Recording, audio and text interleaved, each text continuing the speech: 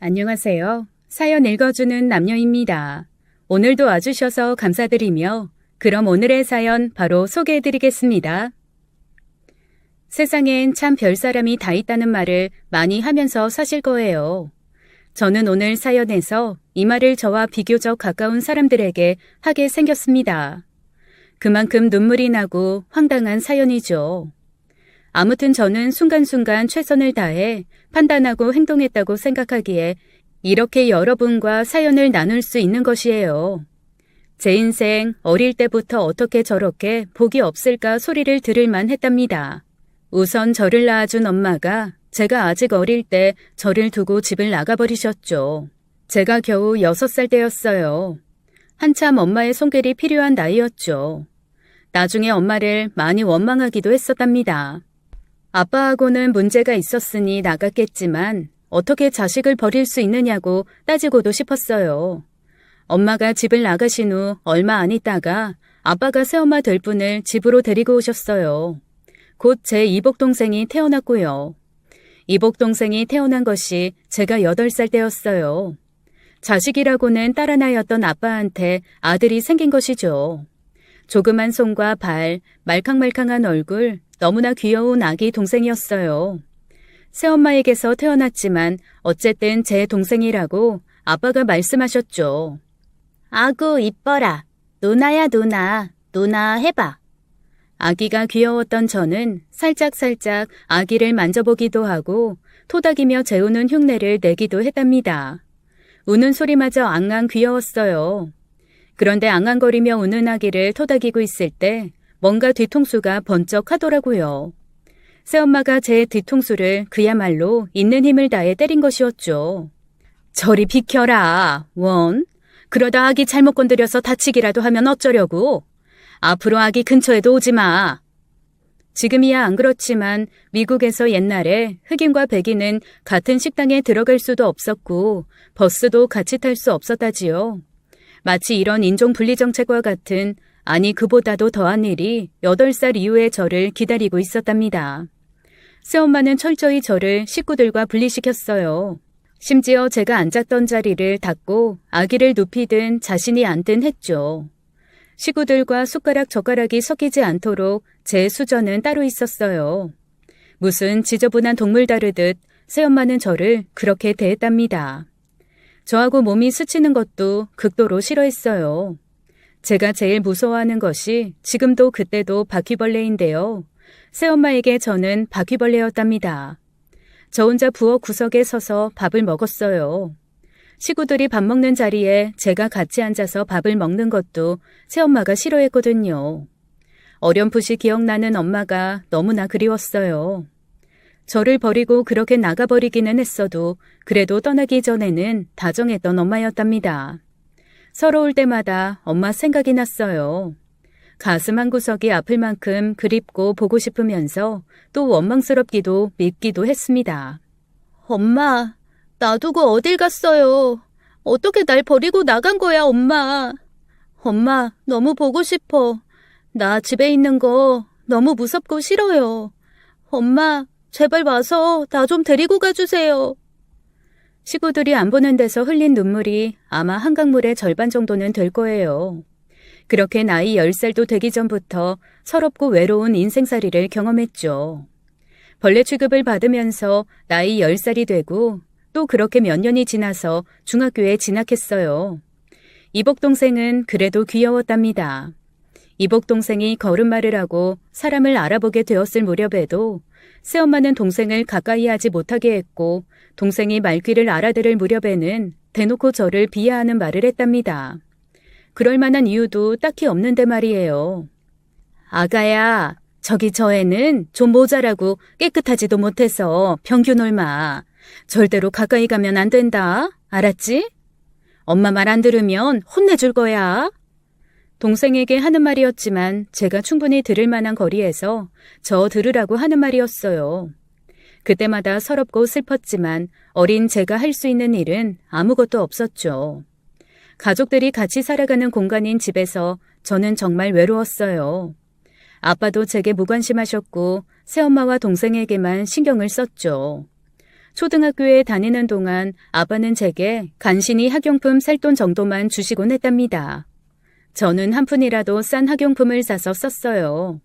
연필심이 거칠고 공책 종이가 거칠어서 필기를 하다가 공책이 쉽게 찢어졌어요.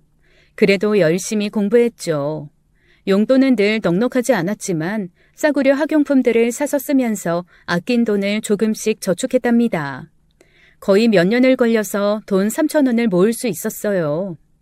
보통 정도의 생활을 하는 사람에게는 300만 원 정도에 해당하는 그런 의미의 돈이었죠. 철저히 분리된 생활을 하면서 너무나 외로웠던 제가 어느 날 학교 앞에서 신기한 것을 보게 되었답니다. 어떤 아줌마가 무엇인가를 팔고 있었어요. 커다란 물통 속에서 뭔가 작은 것이 꼼지락거리고 있더라고요. 아줌마, 이게 거북이예요? 그림 본 적 있어요. 이렇게 작은 거북이도 있네요. 아기 거북인가 봐요. 저는 그 거북이를 갖고 싶었답니다. 왠지 그 거북이가 사람의 말을 알아들어 줄 것만 같았어요. 가끔은 눈이 마주치기도 했죠. 무엇이든 누구든 저와 눈이 마주쳐주는 것이 고마웠어요. 모아던 용돈 모두를 털어서 그 거북이를 샀습니다.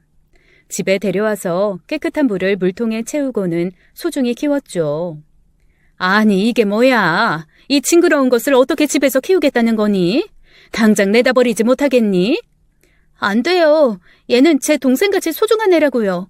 이건 절대로 못 버려요. 이게 아마도 제가 새엄마에게 되들어본 최초의 일이었을 거예요. 또 뒤통수로 손이 날아들었죠. 뒤통수가 얼얼하면서 현기증이 다 나더라고요. 어쨌든 저는 거북이를 지키기 위해서 할 수 있는 일을 다 했답니다. 잘 때도 거북이가 든 물통을 머리맡에 놓고 잤죠. 그러던 어느 날이었어요. 아침에 일어나서 뭔가 좋지 않은 느낌의 머리맡을 보니 거북이가 들어있던 물통이 없더군요. 엄마, 여기 있던 물통 엄마가 치웠어요? 내 거북이를 어떻게 하신 거예요? 제발 돌려주세요. 네? 새엄마는 대답 대신 콧방귀를 뀌더군요. 그리고 제가 그 거북이를 발견한 곳은 놀랍게도 음식물 쓰레기 봉투였답니다.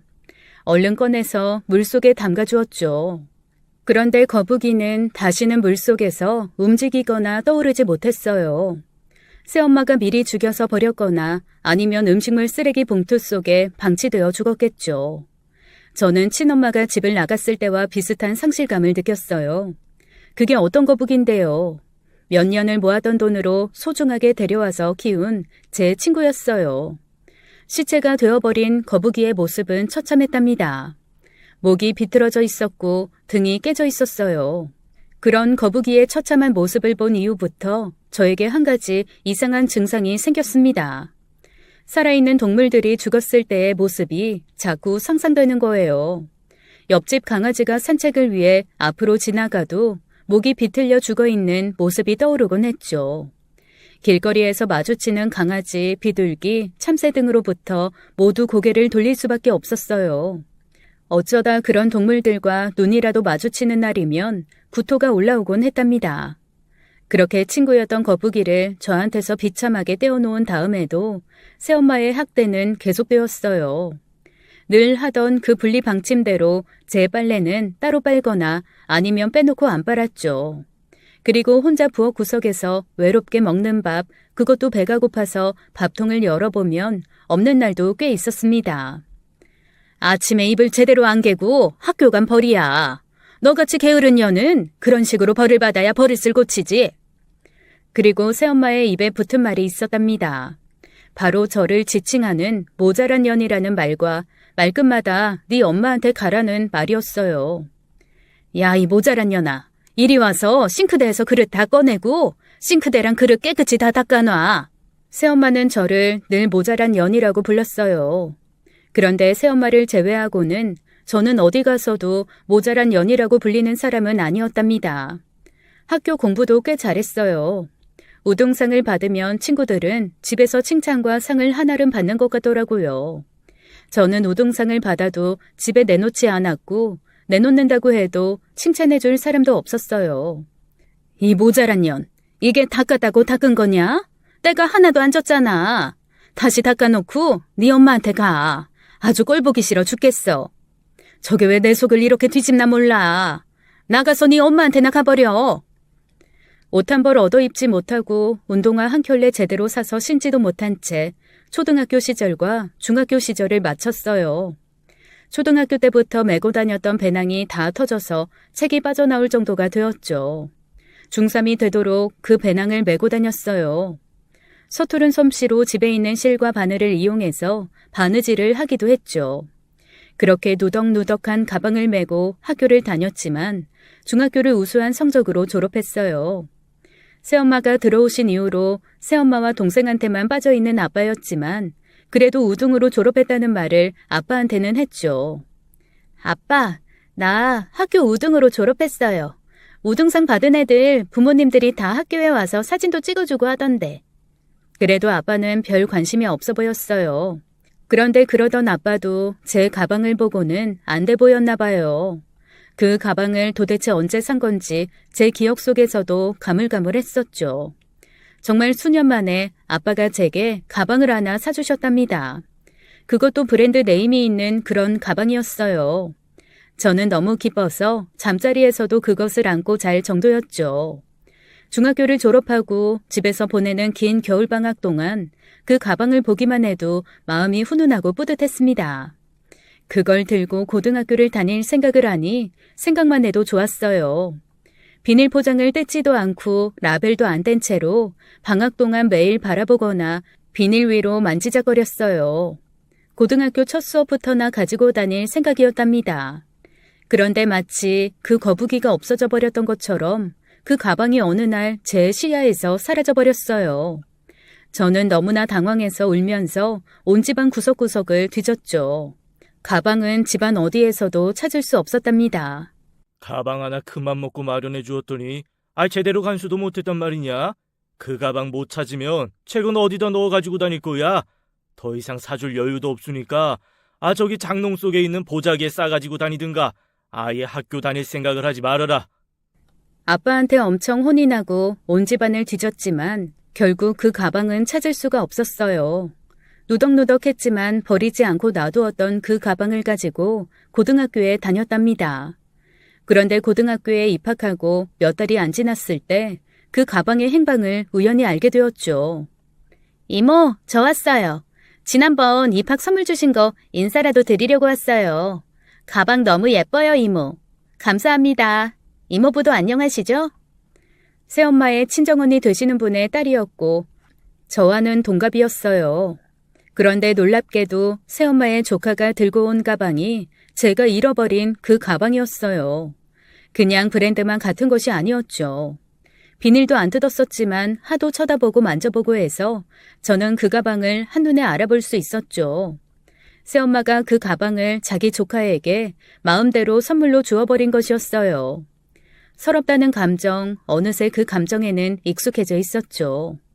새엄마가 제 자리를 빼고 차린 밥상에서 아무렇지도 않게 식사하시는 아빠를 봐도 이제는 별 감정이 없었으니까요. 그런데 이 가방 사건으로는 정말 화가 나더라고요. 중학교 때 화가 났던 사건들도 떠오르면서 정말이지 제 마음을 주체할 수가 없었어요. 중학교 때 학교에서 필요한 것을 사기 위해 아빠와 새엄마에게 돈을 좀 달라고 했다고 서러움만 당하고 끝난 일이 있었죠. 체육복을 사달라고 새엄마에게 어렵게 이야기를 꺼냈어요.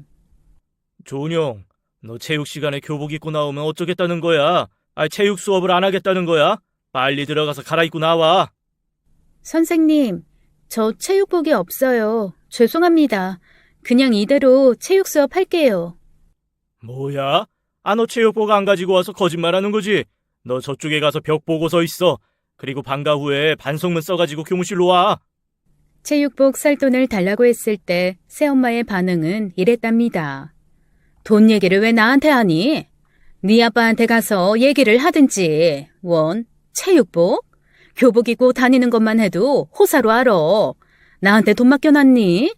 아니면 집 나간 네 엄마 찾아서 달라고 하든가. 새엄마는 생리대 살 돈도 정말 절실하게 부탁해야 겨우 몇 푼 내주곤 했어요. 이 친구 저 친구에게서 한 개씩 빌려다가 모아놓기도 했었네요. 체육복은 학교를 졸업한 사람이 그냥 학교에 두고 나갔다는 헌체육복을 담임 선생님이 구해주셨죠. 꼭 필요한 돈 한 푼 얻어 쓰지도 못하고 그렇게 어렵게 학창시절을 보냈답니다. 그런데 이제 아빠가 제게 주신 선물을 자기 조카한테 주어버렸다는 것을 알게 된 것이었어요. 엄마, 저 가방 아빠가 저한테 사주신 가방이잖아요. 어떻게 저한테 말 한마디 없이 쟤한테 줘버리신 거예요? 저거 분명히 제 거잖아요. 제가 새엄마에게 이렇게 따졌죠. 네 아빠가 사준 거라면 내가 사준 거나 마찬가지 아니니? 그거 내가 가져다가 내 조카한테 주었기로써니 그걸 따지고 들어? 그리고 어디다 눈을 치켜두고 따박따박 따지는 거야? 아이고, 지 엄마 성질이 아주 못됐다더니만 꼭 닮아가지고는 원. 어쨌든 무심한 세월이 흘러서 저는 그런 외로움과 서러움 속에서 초중고 시절을 보내고 대학교 입학을 위해서 수능 시험을 보았어요. 고등학교 때까지도 좋은 성적을 유지하고 있던 저는 원서를 넣었던 대학 2군데에 합격했답니다. 서울에 있는 이름 있는 대학교와 지방 국립대학교에 합격한 것을 알고 눈물이 날 만큼 기뻤죠. 엄마, 아빠, 저 대학교 2군데 다 붙었어요. 학교에서 대학 붙은 애들 명단을 다 전광판에 띄우는데 제 이름도 계속해서 지나가요. 선생님이 부모님 한번 다녀가시라고 원서 쓸 때부터 말씀하셨는데 얼마나 좋으시냐고 축하한다는 말씀 전하라고 하셨어요. 주제 대학은 무슨 대학? 대학은 아무나 간다더냐? 집안 사정 좀 잘 파악해봐라. 네가 지금 대학을 갈 입장인지 아닌지. 이건 원 언제나 철이 들는지. 그래, 윤영아. 아이 아빠도 많은 돈을 버는 입장은 아니고 우리 집 사정이 네가 대학에 갈 만한 상황은 아닌 것 같구나. 대학 포기하고 고등학교만 나온 사람 써준다는데 취직하거라. 그게 이 집안을 위해서 조금이라도 도움이 될 거야. 적어도 아빠는 기뻐해 줄 것이라고 생각하며 자랑스럽게 한 말에 저는 또 큰 무안과 서름을 당했답니다. 한두 푼 하는 것도 아니고 대학 입학금과 첫 학기 등록금을 제가 어디서 마련하겠어요. 고등학교 때 몰래 조금씩 저축해두었던 돈으로는 어림도 없는 일이었죠. 사람이 정말 기가 막히거나 슬프면 눈물도 안 난다고 하잖아요. 대학을 포기해야 했을 때 제가 그랬답니다. 눈물도 안 났어요. 그리고 모진 마음을 먹었죠. 어떻게든 내 힘으로 돈을 벌어서 대학 공부를 계속하겠다고 말이죠. 알바자리를 찾기 시작하다가 마침 고깃집을 하고 있던 친구네 집에서 서빙과 설거지할 사람을 구한다는 걸 알게 되었어요. 주로 저녁에 바쁜 일이었어요. 낮에는 집 근처 마트에서 매장 일을 파트타임으로 하고 저녁에는 친구네 고깃집에서 일을 시작했죠. 무거운 불판을 옮기고 닦고 해야 하는 힘든 일이었어요. 정말 몸이 부서지도록 열심히 일했습니다. 그 2가지 일 말고도 잠을 줄여서라도 할 수 있는 일은 다 했어요. 아이고, 윤영이는 어떻게 이렇게 말도 빨리 알아듣고 이래도 금방 잘 적응하는지 몰라. 그러니까 그렇게 좋은 대학에도 덜컥 붙었겠구나. 우리 효정이는 그저 아무것도 모르는 철부지라서 너하고 우리 딸을 비교하면 어른하고 아이 같아. 식당 주인이신 친구 엄마가 저를 잘 보셨어요. 늘 기특하다고 칭찬을 아끼지 않으셨고 부모님에게도 받아보지 못한 급여 외에 용돈도 가끔 쥐어주셨죠. 그런 돈을 저는 한 푼도 쓰지 않고 저축했답니다. 저금 통장에 차근차근 돈이 모이기 시작했어요. 남들이 거의 대학을 마칠 나이인 24살이 되어서야 그나마 어느 정도 대학을 생각해 볼 수 있는 돈이 모였습니다. 일을 하면서도 손에서 단어장과 수학 공식을 적은 작은 노트를 놓지 않았어요. 지금은 손님도 없는 시간이니 저쪽 테이블에 가서 편안하게 앉아서 공부해라. 그리고 너 저축한 거 이 아줌마가 가늠해 보니 아무래도 대학 입학할 때 내가 조금 도와줘야 할 것 같구나. 부모님에게서도 받아보지 못한 대접이었어요. 눈물이 나더라고요. 어떻게든지 제 힘으로 해보겠다고 말씀만으로도 너무나 고맙다고 했죠. 제 사정을 알고 있던 친구 엄마는 울먹이는 저를 토닥이셨죠. 그러면서 대학 갈 때 모자라는 돈은 꼭 해주시겠다고 약속하셨어요. 정말로 친구 엄마는 첫 학기 때 모자라는 학비를 지원해 주셨답니다. 그렇게 꿈꾸던 대학생이 될 수 있었어요. 그리고 1학년 2학기 때 학교에서 주는 성적 우수 장학금과 외부에서 동문이 기탁했다는 어려운 처지에 있는 학생에게 주는 장학금을 모두 수혜하게 되었습니다. 정말 너무나 감사했습니다. 덕분에 장학생이 됐어요. 지원해 주셨던 돈 이제 갚아드릴게요. 그거 갚으라고 준 돈 아닌데? 갚으려면 대학 졸업하고 좋은 직장에 취직한 다음에 갚으려무나. 그 돈 지금 받을 생각 없단다. 다른 신경 쓰지 말고 공부나 열심히 해서 꼭 좋은 데 취직하려무나. 그래도 저는 굳이 그 돈을 갚아드렸어요. 오히려 친구 엄마가 고마워하시더라고요. 대학교 시절 내내 장학금을 놓치지 않도록 열심히 공부했죠. 덕분에 학점 관리를 잘할 수 있었고요. 그런데 말이죠. 제가 대학생이 되고 나서 새엄마가 저를 대하는 태도가 달라졌습니다. 정말 별일이었죠.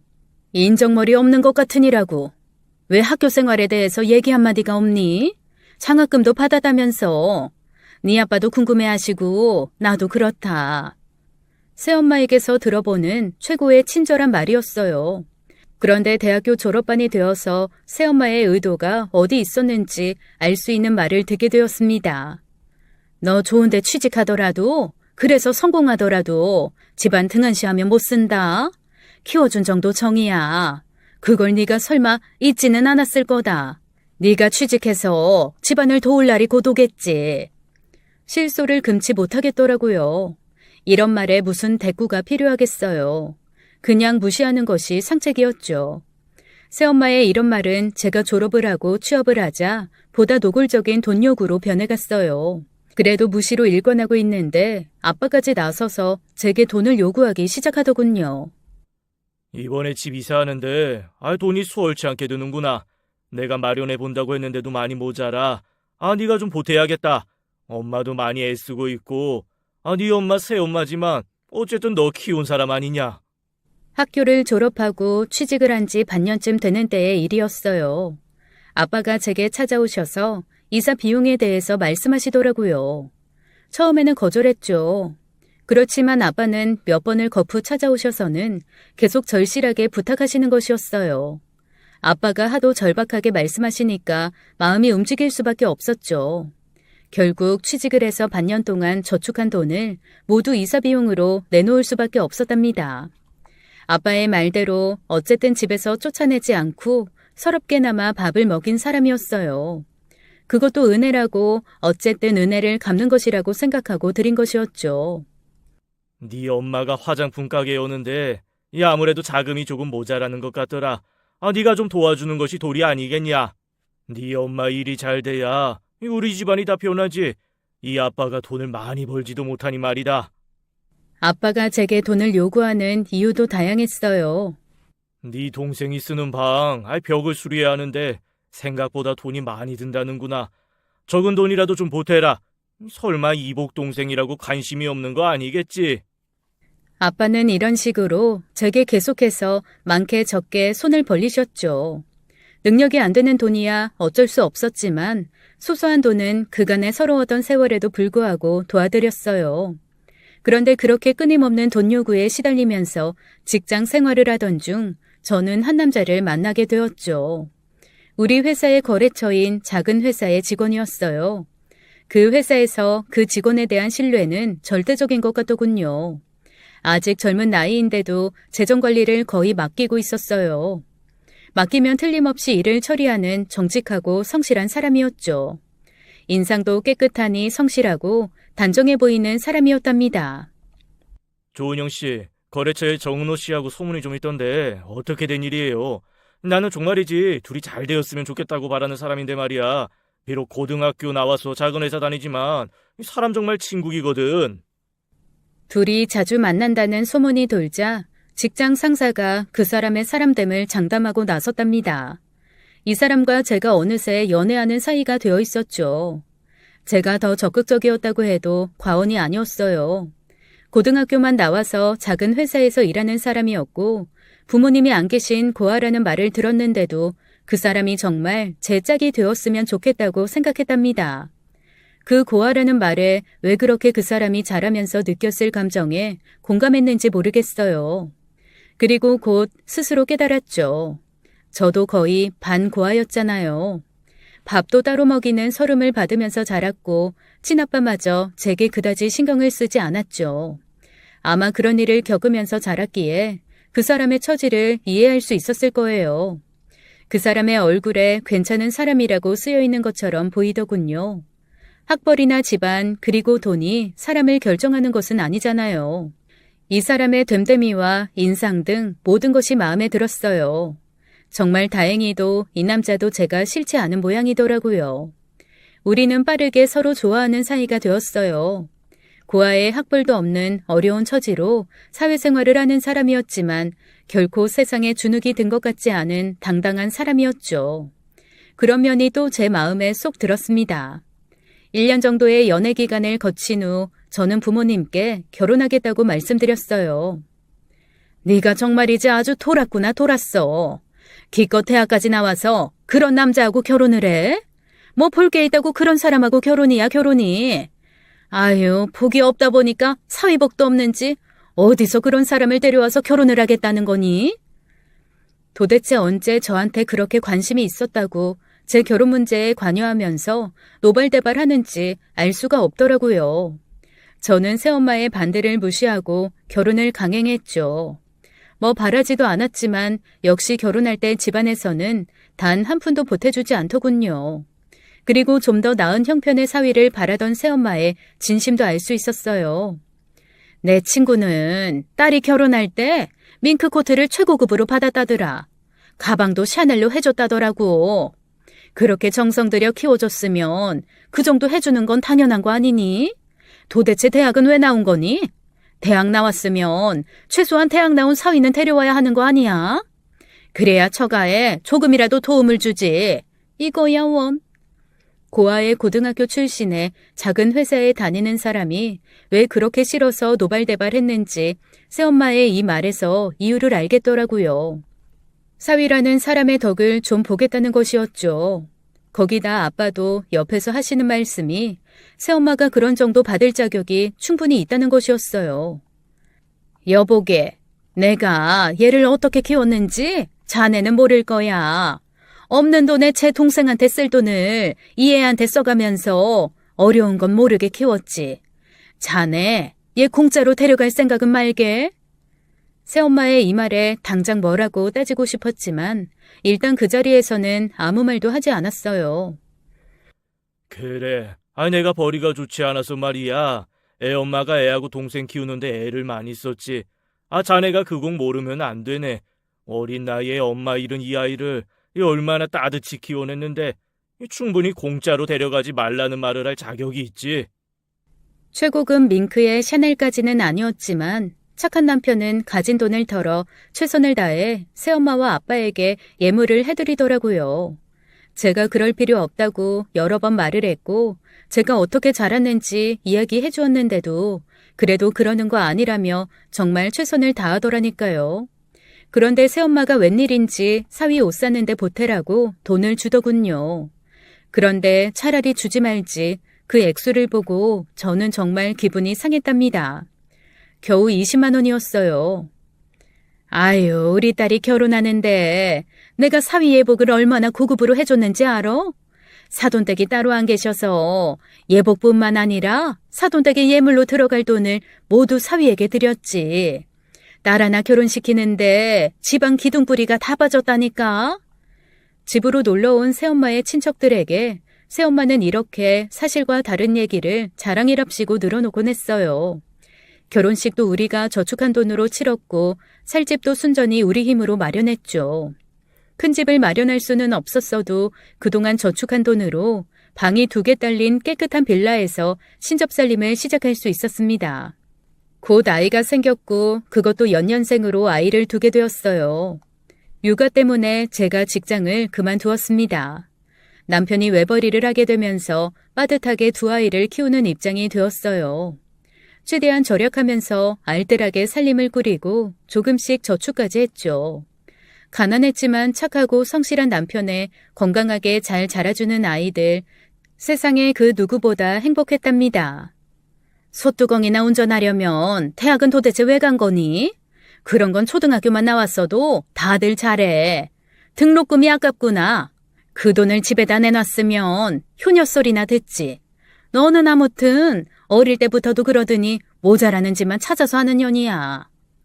제가 직장을 그만두고 살림만 하는 일에 대해서 새엄마는 또 이렇게 욕을 하더군요. 남의 집 사위들은 처가의 돈을 펑펑 가져다 주고 크루즈 여행이라는 것도 보내준다던데 이건 딸 키워봤자 아무 소용도 없구만. 세상에 쥐뿔도 없는 사람하고 결혼을 해서는 저만 좋다고 살고 있으니 말이야. 제가 더 잘나지 못해서 죄송합니다, 장모님. 하지만 열심히 노력하고 있어요. 지금 당장은 그렇게 못해드려도 좀 더 연세 드셨을 때 두 분 꼭 크루즈 여행 보내드리겠습니다. 그리고 지금은 어려워도 최대한 빨리 두 분 용돈 조금씩이라도 드릴게요. 새엄마가 남편의 면전에 대고 무시하는 말을 할 때마다 저는 남편에게 너무나 미안했어요. 새엄마가 어떤 사람이라는 것을 다시 알려주고 그런 사람이 하는 말에 신경 쓸 것 없다고 무시하고 살자고 했죠. 착한 남편은 그래도 그러는 것 아니라며 자신이 더 노력하겠다고 하더군요. 정말이지 부모 복은 지지리도 없어도 남편 복은 있다고 생각하게 되었습니다. 친정이랍시고 갈 때마다 화가 나서 돌아오곤 했지만 어쨌든 우리 가족은 행복했어요. 그렇게 경제적으로 풍족하지는 못했어도 단란한 나날을 보내던 어느 날 남편에게 의외의 연락이 날아왔습니다. 아까 남편은 고아라고 말씀드렸잖아요. 그런데 남편의 할머니라는 분이 계셨다는 것이었어요. 저도 처음 듣는 말이었고 남편도 자신도 몰랐다더군요.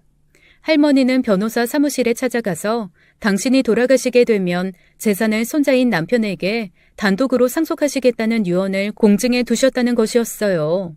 연락은 바로 할머니가 돌아가셨으며 그런 유언을 집행하겠다는 변호사 사무실에서 온 것이었답니다. 나 어릴 때 부모님이 살아 계실 적에도 할머니가 계시다는 이야기 한 적은 없었어. 내가 아는 것이라곤 집안에서 부모님이 결혼을 반대해서 도망쳐 나와서 살았다는 것뿐이야. 그래서 두 분은 친인척들하고 연락을 끊고 사셨다고 들었고. 우리는 재산 상속에 대한 유언을 집행하겠다는 연락을 받았을 때 그저 집 한 채 정도려니 생각을 했었답니다. 그런데 정말로 놀랄 일이었어요.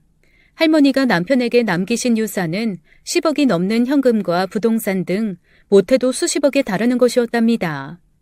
빠듯했던 우리 집이 졸지에 수십억대의 부잣집이 된 것이었어요. 우선 아이들이 태어나면서 비좁았던 집을 떠나서 괜찮은 아파트로 이사를 했죠. 그런데 돈 냄새는 아무리 멀리서 나도 잘 맡는 우리 새엄마와 아빠였어요. 이번에도 돈 냄새를 기가 막히게 맡았던 모양이더라고요.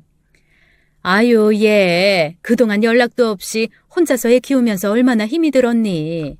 외할머니가 이렇게 있지 않니? 외할머니도 다 국 끓여 먹니? 애들 내가 봐주마. 데려와라. 갑자기 아주 옛날 이복 동생이 태어나던 때가 기억났답니다. 새엄마는 저를 아기 근처에 가지도 못하게 했었죠. 그리고 동생이 말귀를 알아들을 나이가 돼서는 대놓고 저를 가까이 하지 말라고 했었고요. 제 아이들을 봐주겠다고요. 그냥 하는 말인 줄은 알지만 저 역시 제 아이들을 새엄마한테 맡기는 것은 상상만 해도 싫었답니다. 그래서 그런 말조차도 듣기가 싫었어요. 그리고 저는 곧이어 돈 이야기가 나올 것을 잘 알고 있었죠. 예, 하나밖에 없는 네 동생이 결혼한다고 내가 말했었지? 뭐 많은 돈을 너한테 달라는 것도 아니고 딱 1억만 보태라. 네 옳게 될 아이가 말이다. 그래도 우리 집보다는 있는 집안에서 곱게 잘 자란 아이야.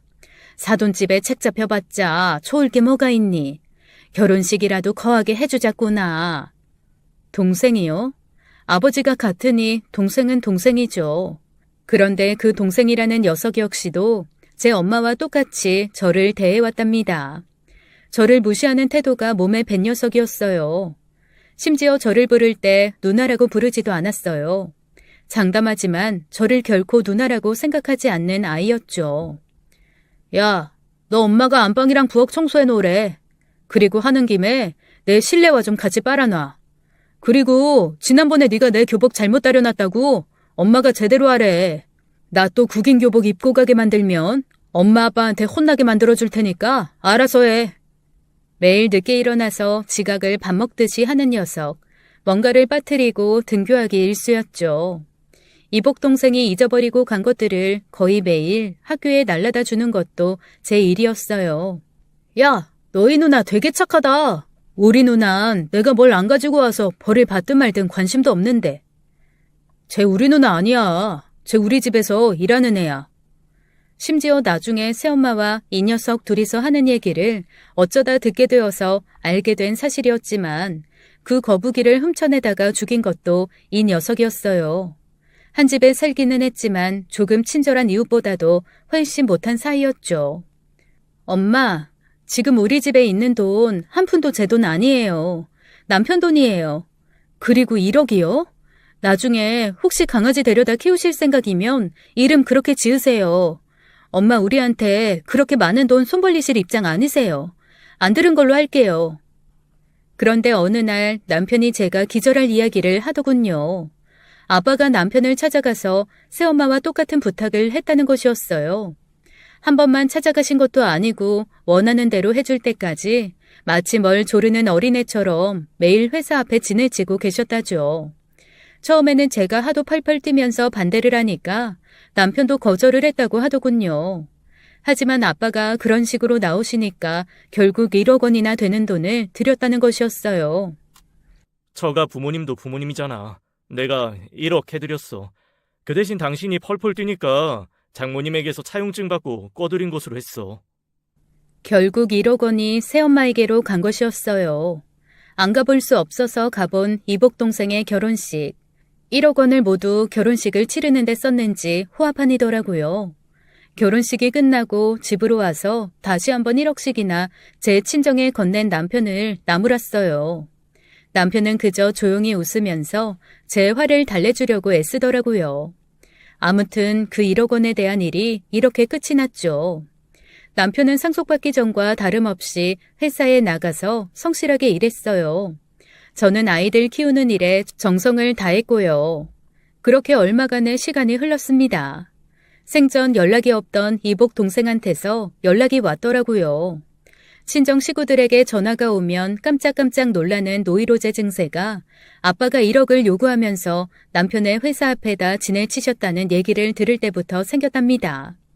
저를 그렇게 무시하고 서럽게 하던 사람들이 저한테 연락할 일이 뭐가 있겠어요. 다 돈 얘기죠. 이번에도 역시 마찬가지였어요. 이번에는 호칭이 누나더라고요. 누나, 나 이번에 편의점 하나 인수해서 사업 좀 해보려고 하고 있는데 사업 자금 좀 대줘요. 우리 사이에 그 정도 해줄 수 있잖아요. 매형이 돈이 없는 것도 아니고 말이에요. 누나네 입장에서 그 정도는 큰 돈도 아니잖아요. 우리 사이? 그런 돈 해줄 만한 사이가 아니라는 건 네가 더 잘할 거야 아마. 알다시피 우리 집 재산 중에 내 돈은 한 푼도 없어. 돈 없으면 사업은 당연히 못하는 거지. 내가 관여할 일은 아니다만 어디 작은 회사에라도 취직해서 착실하고 성실하게 일하는 길을 찾아. 그래도 이복 동생은 끈질기게 저를 조르더라고요. 저는 그래도 끝까지 제 돈은 한 푼도 없으며 도와줄 수 없다고 거절했죠. 그런데 며칠 있다가 새엄마와 아빠가 집으로 들이닥쳤어요. 이런 피도 눈물도 없는 년 같으니라고. 그동안 먹여주고 재워주고 입혀준 돈 다 내놔라. 당장 다 내놔. 그 돈만 해도 네 동생 사업자금보단 많을 거다. 당연히 달릴 수 있는 돈 달라는 거야. 그걸 네가 모른 척을 해? 모자라는 것에 대해서 못되기까지 한 것이 꼭 네 엄마야. 그래. 어쨌든 네 동생 아니냐. 없는 돈 만들어서 달래는 것도 아니고 돈 쌓아놓고 살면서 그 정도 못 해준다는 것을 남들이 들으면 욕한다. 아빠, 나 어려서부터 벌레보다 못한 취급 받으면서 입에 밥 한 숟갈 들어오는 것도 눈치 보면서 살았어요. 도대체 뭐가 당연하다는 거예요? 애들 아빠 그렇게 상속받았어도 여전히 회사 안 그만두고 나가서 성실하게 일하고 있어요. 동생한테도 그렇게 어디 취직하라고 하세요. 다음 순간 정말 꼴사나운 일이 벌어졌어요. 원래 경우라고는 없는 새엄마지만 이번엔 정말로 마음을 더 모질게 먹은 모양이더라고요. 갑자기 달려들어서 제 머리채를 붙들고 늘어지더군요. 꿔준 돈을 받으러 왔어도 아마 이렇게는 못할 거예요. 새엄마가 제 머리채를 붙들고 흔들어대다가 벽으로 저를 밀쳤어요. 힘에 떠밀려서 벽에 머리를 부딪혔죠. 제가 아마 잠시 기절을 했었던가 봐요. 눈을 떠보니 아무도 없더라고요. 아빠와 새엄마가 기절한 저를 병원으로 데려가지도 않고 방치한 것이 틀림없었어요. 내 팔자야 소리가 저절로 나오더라고요. 그렇게 주저앉아서 움직이지 못하는 동안 울고 싶은 대로 울었죠. 깨어났는데도 얼른 몸을 움직이지 못하겠더라고요. 머리가 띵하게 아팠고 심한 어지럼증을 느꼈답니다. 그런데 머리를 정말 심하게 부딪혔는지 이상한 증세가 나타나기 시작했어요. 그 일이 있고 다음 날부터 속이 메스껍고 구토증이 올라오더군요. 그러다가 결국은 남편이 보는 앞에서 쓰러지고 말았어요. 남편이 급히 119에 신고를 했고 저는 구급차로 응급실에 실려갔습니다. 머리에 받은 충격으로 인해서 머릿속에 피가 고였다고 의사가 설명하더군요. 장인어른, 애들 엄마가 지금 병원 응급실에 있어요. 머릿속에 피가 고였대요. 걱정돼서 죽겠습니다. 알고 계셔야 할 것 같아서 전화드렸어요. 거기다 연락은 왜 해요? 내 머리가 이렇게 된 게 왜 그런 줄 알아요? 그 새엄마가 동생 사업자금 내놓으라고 내 머리채 잡고 벽으로 밀어서 이렇게 된 거라고요. 저는 아빠와 새엄마가 찾아왔을 때의 일을 남편에게 자세히 이야기해 주었어요. 착한 남편도 이번엔 화가 많이 난 모양이더라고요. 뭐? 그게 전부 사실이야? 그게 사실이라면 나 이제부터 그 사람들 당신 가족이라고 생각 안 해. 앞으로 내가 어떻게 행동하더라도 그건 전부 당신을 위한 거니까 나 말릴 생각하지 마. 그렇게 말하고 난 남편의 표정은 매우 비장해 보였어요. 남편이 저렇게 무서운 표정도 지을 수 있는 사람이었나 싶었습니다. 남편이 병실을 나간 후에 제 한쪽 팔엔 소름마저 돋았어요. 그리고 며칠 후에 남편이 무슨 일을 하고 있는지 알게 되었죠. 그건 바로 새엄마로부터 온 전화에서 시작됐어요. 얘, 장서방 미친 거 아니니? 어떻게 사위가 장모를 경찰에 고발할 수가 있어?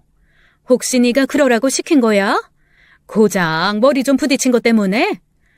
알고 보니 남편이 새엄마를 경찰에 고발한 거였어요. 그리고 남편이 친정에 선전포고를 했다네요. 앞으로 저에게 일절 연락하지 말라고요. 그리고 앞으로 인연 끊고 살자고도 했답니다. 지 마누라 피 좀 보게 했다고 나를 협박하려는 모양인데 내가 어디 눈 하나 깜빡할 줄 알아? 뭐? 살인미수? 상해죄? 뭐가 됐든 난 잘못한 게 없어서 어차피 무죄야. 막말로 네 남편이 증거가 있기를 해 뭐를 해? 고작 너랑 네 아버지 진술밖에 더 있겠니? 그 자리에 나랑 너랑 네 아빠 말고 또 누가 있었다고? 새엄마는 아주 의기양양해서는 오히려 제 염장을 지르고는 전화를 끊었습니다.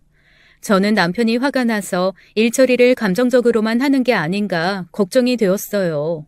저를 위해 고발까지 해준 건 고맙지만 얻을 것도 없이 싸움을 걸어 변호사 비용만 날리는 건 아닌가 싶었죠. 하지만 남편은 제 생각보다 더 철저하고 치밀한 사람이었어요. 어느새 집에 있던 홈 CCTV에 녹화된 내용을 모두 경찰에 넘겼더라고요. 새엄마는 이제 빼도 박도 못할 처지에 놓인 거였어요. 게다가 그뿐만이 아니었습니다. 새엄마의 전화를 계속 피하자 아빠에게서 계속 연락이 왔었는데 그 전화도 피하고 있던 참이었어요. 그랬더니 아빠가 직접 찾아왔더라고요. 한 번도 본 적 없는 따뜻하고 인자한 표정을 지으면서 제 남편 손을 잡더군요. 장서방, 가족끼리 이게 왜 난리인가? 서로 감정이 격해지면 서로 치고받고 하는 일도 생기는 거지. 자네처럼 천성 착한 사람이 장모한테 이게 무슨 못할 짓이야?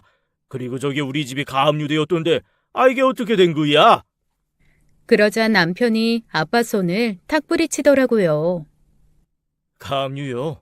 일이 제대로 돌아가고 있나 보네요. 장모님, 구석정 씨 앞으로 1억짜리 차용증 써준 거 기억나시죠? 이미 상환 날짜도 한참 지났길래 제가 법원에 신청했어요. 가압류 걸어도 안 갚으시면 민사소송 진행할 겁니다. 뭐? 소송? 가족도 아닌데 제가 더 이상 편히 봐드릴 이유 없죠. 여기서 이러실 게 아니라 돈부터 마련해서 갚으세요. 사위 앞에서 공손하게 나오던 아빠도 결국 노발대발하며 돌아가셨습니다. 모든 비난의 화살은 저에게 꽂혔어요. 제가 힘들어하자 남편이 그러더군요. 당신이 어떻게 생각할지 모르겠지만 당신이 죽던지 말던지 신경 안 쓰는 사람들, 나는 가족이라고 생각 안 해. 그동안 내가 그 사람들에게 잘해준 건 오로지 당신 가족이라는 이유 하나였어. 그런데 이젠 아니야. 그리고 당신이 지금 이 상황이 힘들어서 나한테 멈추라고 하면 멈출게. 남편은 누구보다도 저를 가장 신경 써주고 있었어요. 저는 남편 말에 고민을 하다가 남편 뜻대로 하자고 했습니다. 원래 착한 사람들이 한번 마음 돌리면 피도 눈물도 없는 경우가 많다더니 제 남편이 바로 그랬습니다. 아빠는 집으로 돌아가 화를 가라앉혔는지 며칠 후 다시 남편에게 전화를 걸어왔어요. 어떻게든 남편 마음을 돌리려고 애를 쓰더군요. 그래도 장모 아니냐, 어쨌든 딸이 이 사람 손에서 자란 것은 사실 아니냐, 고소 고발 얘기는 없던 것으로 해달라고 애원을 하더군요. 그런데 아빠의 이야기 속에 저에 대한 사과는 전혀 없었습니다. 남편 옆에서 전화기 밖으로 새어나오는 소리를 들으면서 저는 또 한 번 가슴에 상처를 받고 있었죠. 그런데 그 순간 남편이 제 마음을 읽기라도 한 것처럼 아빠에게 소리쳤어요. 왜 저한테 전화해서 이러십니까? 적어도 제 아내에게 먼저 사과하고 비셨어야 하는 거 아닌가요?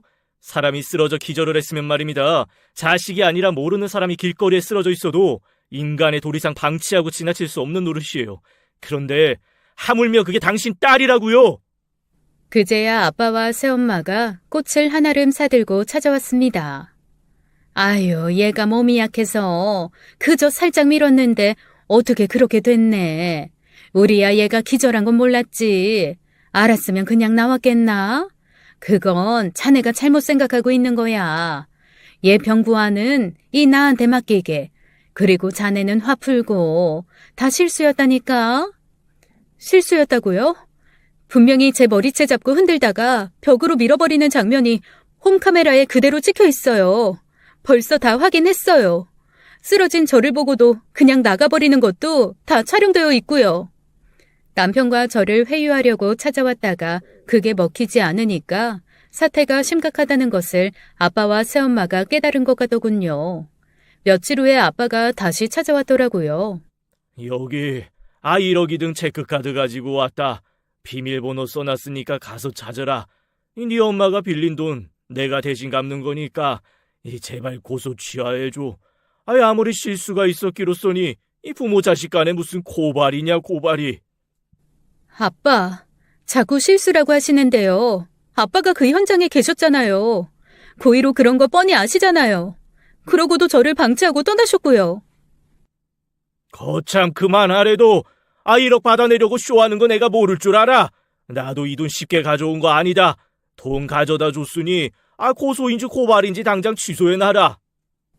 아빠는 안 통한다 싶으니 이제는 저희에게 으름장을 놓더라고요. 아마도 아빠는 1억만 가져오면 모든 게 해결될 줄 아셨나 봅니다. 남편과 제가 화가 난 이유는 그게 아닌데 말이에요. 남편도 그 모습에 혀를 내둘렀죠. 결국 새엄마가 경찰에 연행되었고 경찰 조사가 진행되었어요. 남편은 우리 쪽의 주장을 입증하고 법적인 절차를 대리해줄 실력 있는 변호사를 선임하더군요. 우리 쪽 변호사는 홈카메라에 찍혀있는 증거를 가지고 법적 다툼을 이어갔어요. 남편은 살인미수를 주장했지만 변호사가 그건 어렵겠다며 상해죄로 가자고 했죠. 결국 엄마는 과실치상죄로 재판을 받게 되었어요. 그 과정에 합의는 없었습니다. 아빠는 제가 새엄마를 범죄자로 만들었다고 노발대발 난리도 아니었어요. 아빠에게 받아낸 돈 1억 원은 아빠가 어찌어찌 여기저기서 빌려서 마련한 것 같더라고요. 아빠가 빚쟁이한테 쫓겨서 못 살겠다고 모든 것을 다 잘못했으니 다시 돈 좀 빌려달라고 남편에게 도움을 청하는 전화를 했다더군요.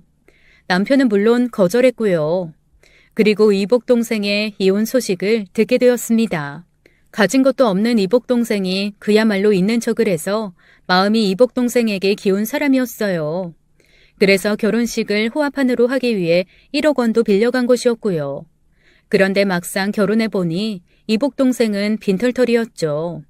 그런 문제를 어떻게든 해결해보려고 이복 동생이 우리에게 사업 자금을 요구한 것이었어요. 그게 모두 허사로 돌아가자 옳게 되는 사람은 미련 없이 떠나다고 하더군요. 그런데다가 자식은 부모를 닮는다고 이복 동생은 성격도 좋지 못했어요. 그것은 누구의 탓도 아니고 새엄마가 바로 그렇게 키웠기 때문이었죠. 누구를 배려하고 사랑하는 방법을 모르는 자기밖에 모르는 사람으로 성장할 수밖에 없었죠. 옳게 되는 사람은 그런 남동생의 성격에도 못 견뎌 했던 것 같더군요. 아빠와 새엄마는 여전히 제 탓을 하며 살고 있습니다. 동생이 어느 날 연락해서는 집안을 이 지경으로 만든 건 누나 탓도 있다며 돈으로 보상하라고 헛소리를 했거든요. 들어보니 그 집 식구들 모두가 저를 욕하고 있었어요. 저는 그저 딱 한마디 해주었습니다.